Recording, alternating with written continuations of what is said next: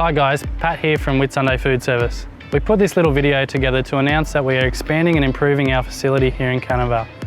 You may or may not know that we broke ground in January, however due to the wet weather not a lot of progress has been made in the last 2 months. With the worst of the wet weather hopefully behind us, it has been all systems go as our construction team at FKG start powering ahead. Hi guys, Dan here. In this update, you'll see some footage and images that our friends at Third Dimension Media have captured, as well as an image overlay of what our new warehouse and offices will look like when completed.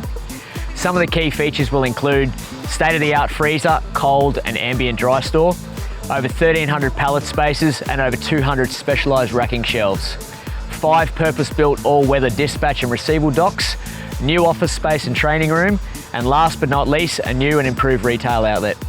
We're also happy to say that we're using local trades from in and around the Mackay and the Whitsundays. We are looking forward to delivering a lot more in terms of service and products for our wholesale and retail customers upon completion of this expansion.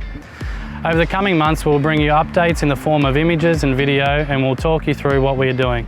Stay tuned for the next exciting update.